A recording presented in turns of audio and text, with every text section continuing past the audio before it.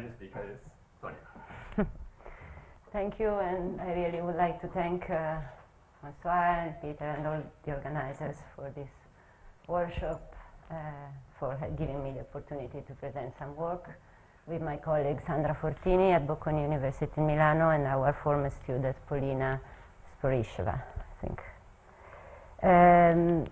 The general aim that I have in this talk is to discuss with you some possible connections between theory of reinforced processes, randomly reinforced processes in particular, on which I've been working for a while, and network modeling. So I'm afraid it will not so specific on network modeling.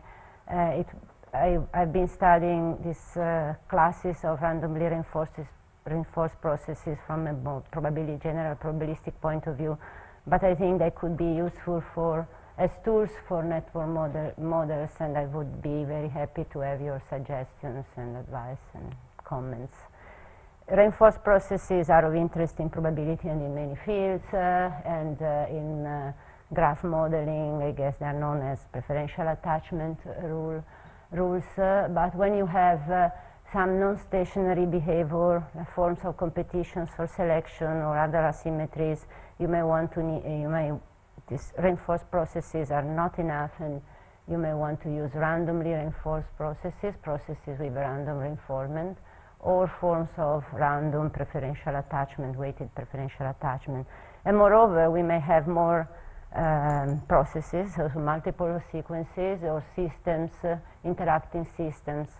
So we may want to extend from one process to a system of interacting processes. So if I think that this could be some tools that are possibly of interest for network modeling. What is the theory available? And there is a vast literature on reinforced processes. Very good review is in Probability Service by P. Mantle. But on randomly reinforced processes, there is still literature, but perhaps less, and this literature is somehow fragmented or tailored for a specific application. Of course, if we have random weights, it depends, the results will depend on the distribution assumptions on the random weights. So I think the talk basically will present some theory for this some classes of randomly reinforced processes and interacting, trying to suggest here and there possible relation with method for networks. In one slide, that's the content of the talk somehow, so if you want I can stop after this. So very briefly, the idea is reinforced processes are powerful tools to generate exchangeable processes.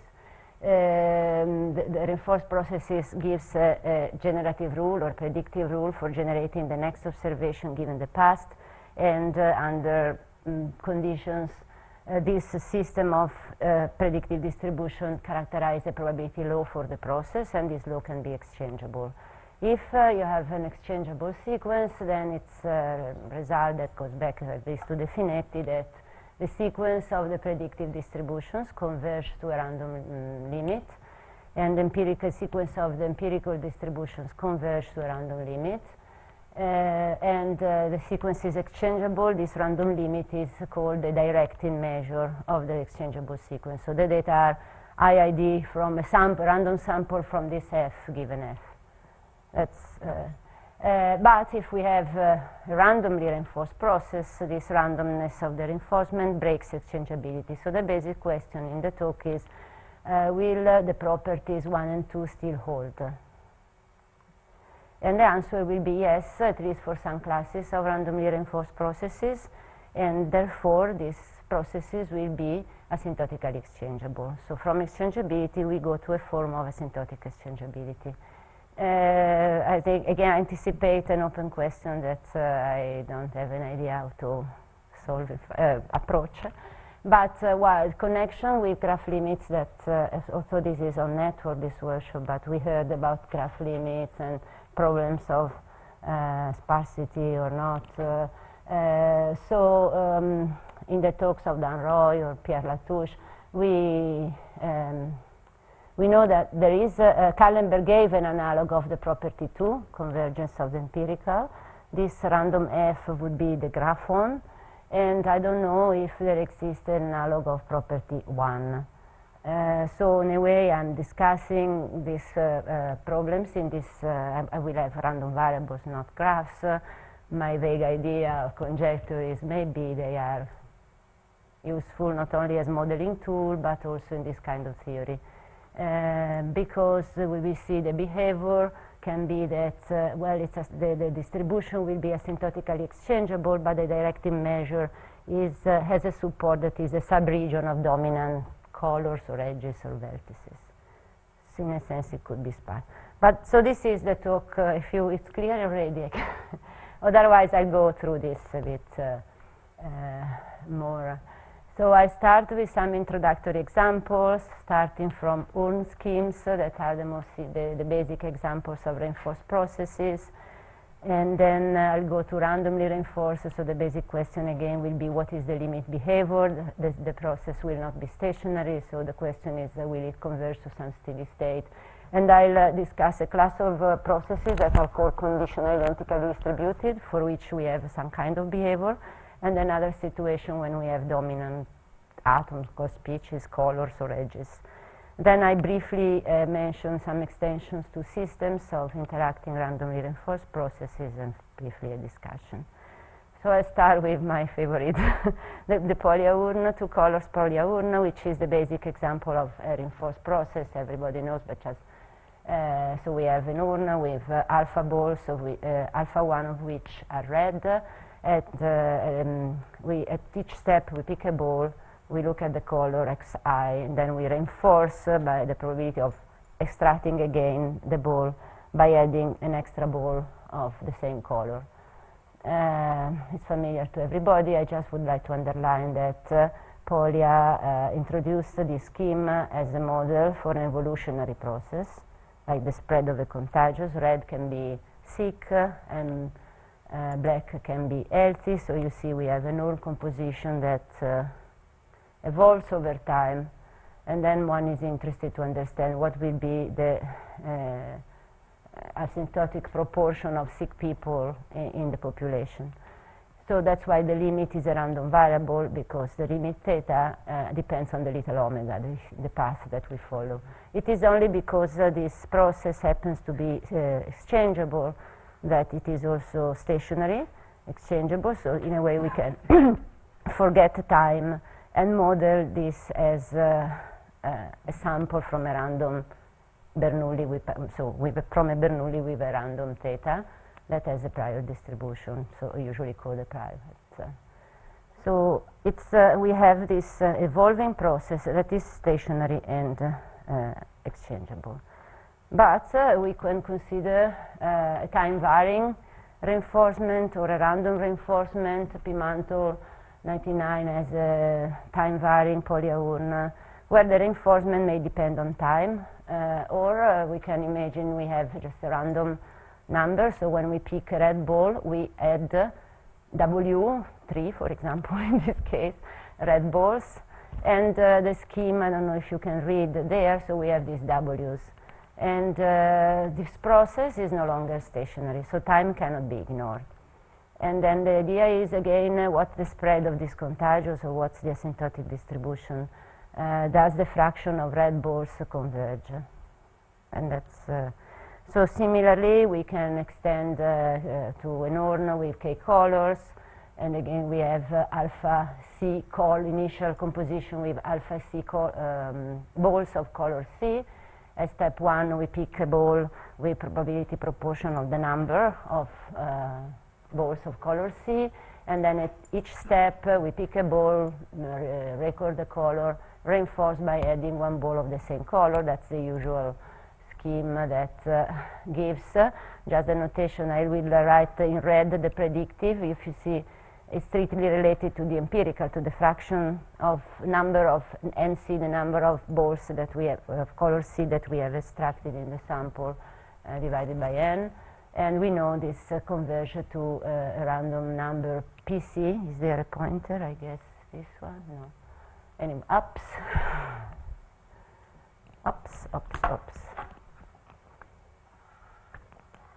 What did I do?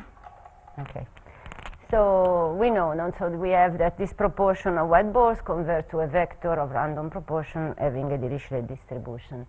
So in a randomly reinforced urn, we again have weights, random weights, and the process is no longer stationary, no longer exchangeable. What happens in the limit?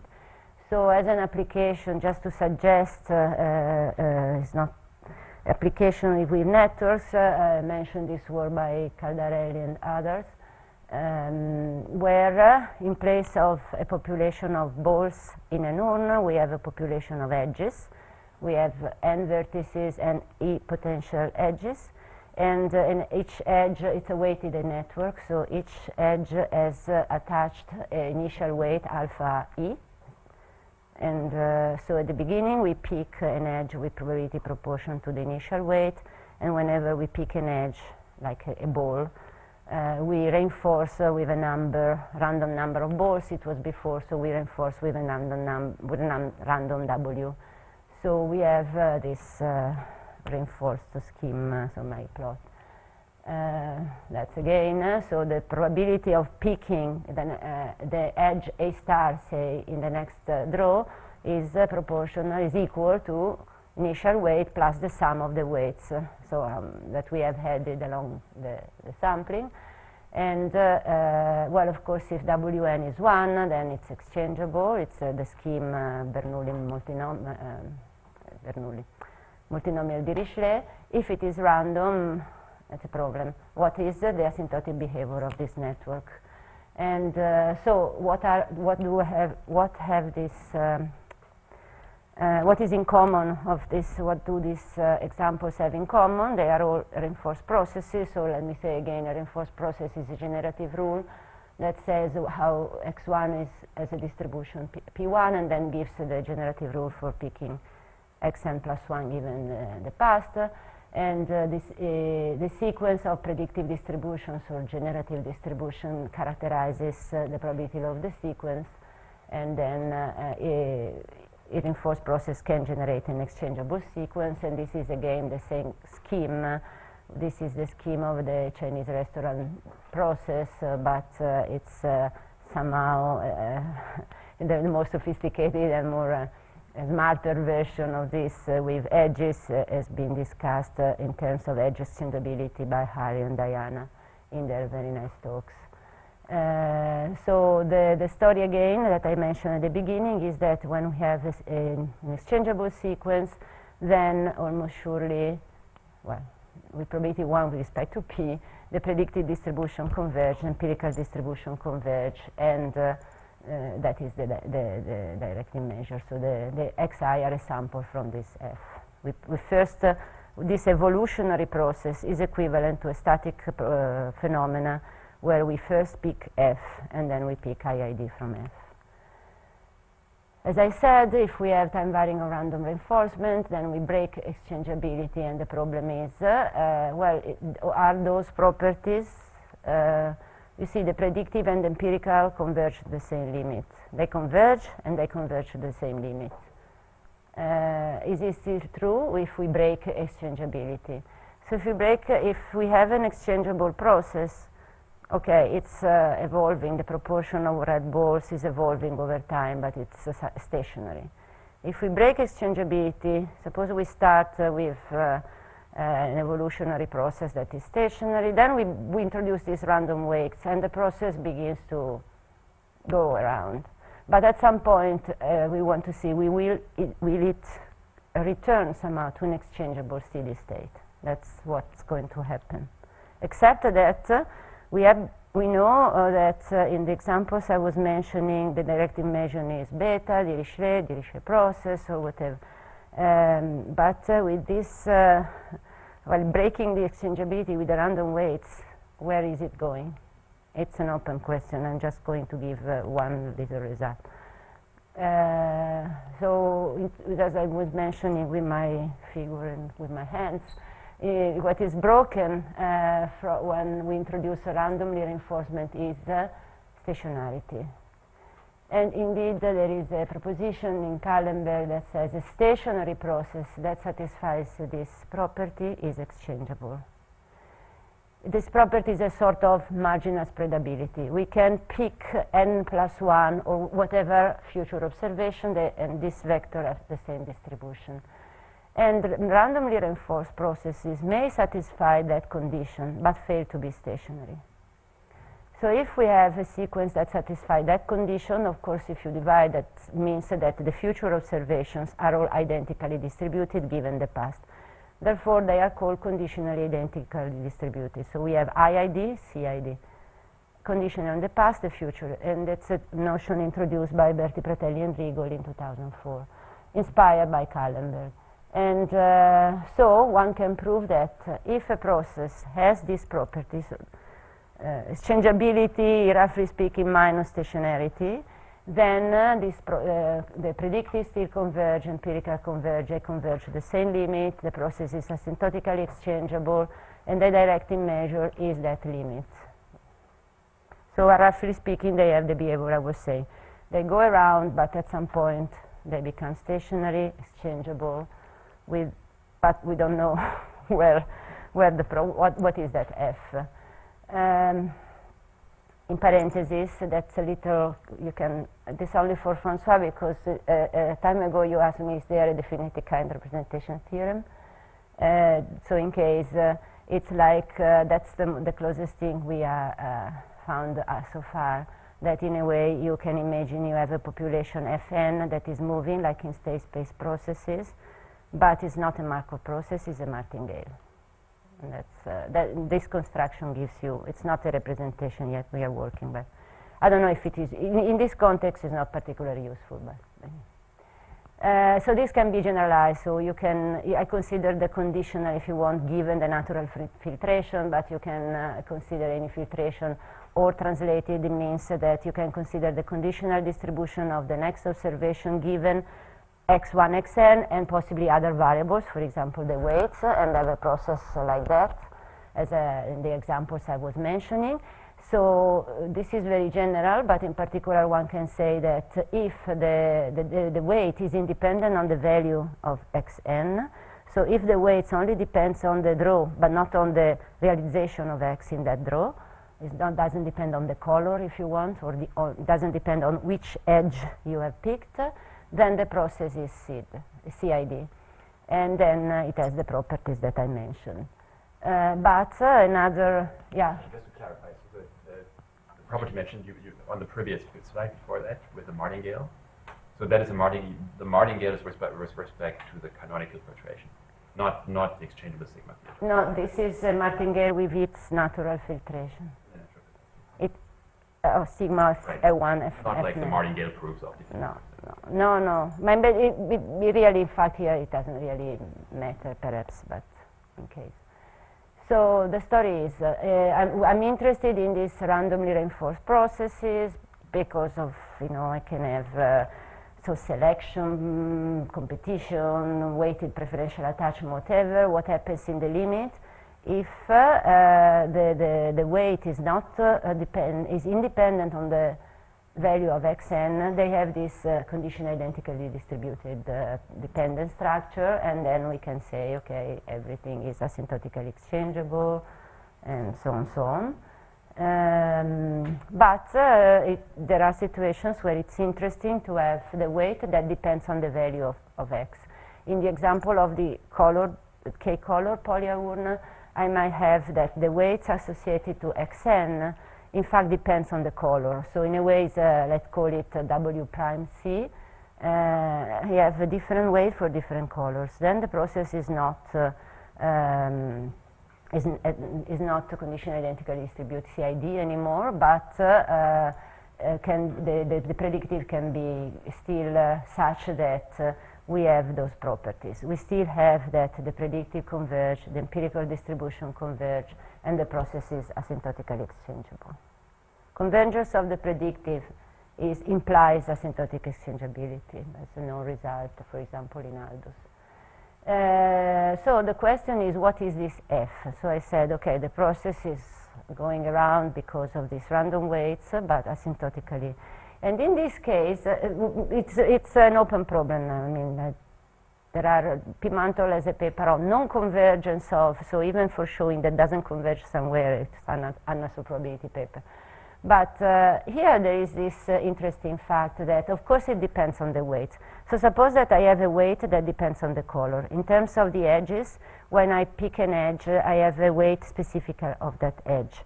Intuitively, if some edges or colors have a weight that dominates in expectation, has a bigger expected value with respect to the weights of the other colors, that color or that edge will dominate.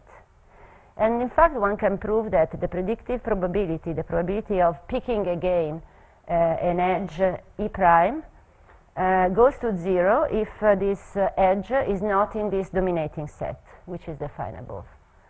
And instead it goes to a positive limit if, so I might have a region of the sample space, a set of colors or a set of edges that has attached a weight that is bigger than the others in expectation. That set will dominate. The limiting f, is not written here, will have support in that region. So in a way I have an asymptotic exchangeability, but so there were two examples just to show that you might want to go from one sequence to more sequence. They're just not developed, but just to suggest that you might have one sequence here and another one, and you might have that the weight in a sequence depends. So here, companies posting advertisement on sizes, and you see the weights might not be just random variables, but in this case it's interesting because they can introduce dependence. So you can introduce dependence among two possibly CID sequences. So the weight there in y depends on the values of x. So maybe I skip details, but again there are forms of weighted preferential attachment with these weights in one sequence that depends on the other sequence. So we need a more general notion that we introduce. Usually we have exchangeability, partial exchangeability. Now we have this weaker form CID of exchangeability without stationarity. We extend it to partial CID, paralleling this extension. And so, I don't go in details, but basically you have that the next, so suppose you have jth population, you consider the jth population. The next observation in the jth population, given the past and given the concomitant values in the other variables, all future observations given this information are identically distributed. And then we can show an analog of Kallenberg results, a stationary process that has this partially CID process is partially exchangeable. So really what is missing in this definition with respect to partial exchangeability in the sense of the Finetti, not in the sense of Aldous-Hoover, is stationarity. And we can give examples of in this problem of having partially exchangeable sequences, like in Bayesian non-parametric that an area I'm more familiar is dependent Dirichlet process. It's very difficult. It's not. So anyway, so we extend to this multivariate setting in a way properties of asymptotic convergence and give central limit theorems and so on.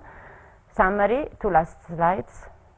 So I don't enter in any detail because I think it's... so the idea was, I think this randomly reinforced process can be of interest as possible tools for graph modeling or network modeling. I just revised some theory, but my focus was on the limit behavior of the predictive of the empirical distributions. And we saw an interesting fact that depending on the probability law of the weights, the support of the directed limit can be concentrated, restricted to a region of dominant colors or dominant edges or dominant vertices. So the last slide is about the vague conjecture or problem I wish maybe related. It's maybe too messy, but very vague. Sorry for mentioning, but I would be curious, so maybe you have. So the story is, why did I insist so much on the asymptotic behavior of the predictive and on the empirical?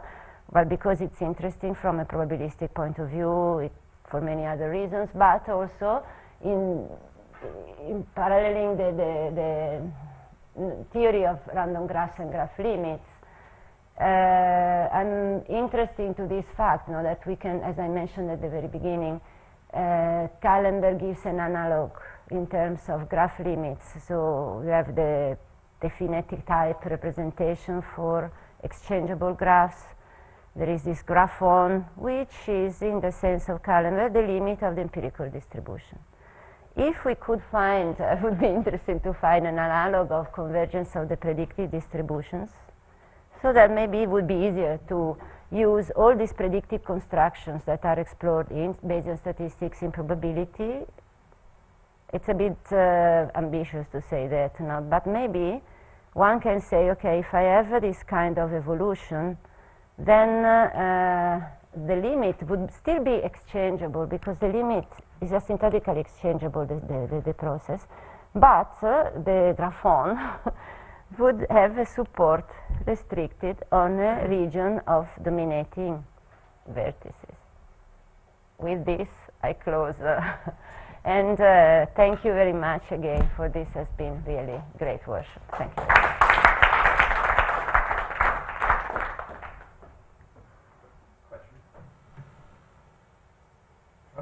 Really interesting talk. So when you talk about convergence of predictive distributions for the graphon type thing, maybe, it seems you might be able to do it for multigraphs, but for a simple graph, a reinforcement process seems hard to formulate.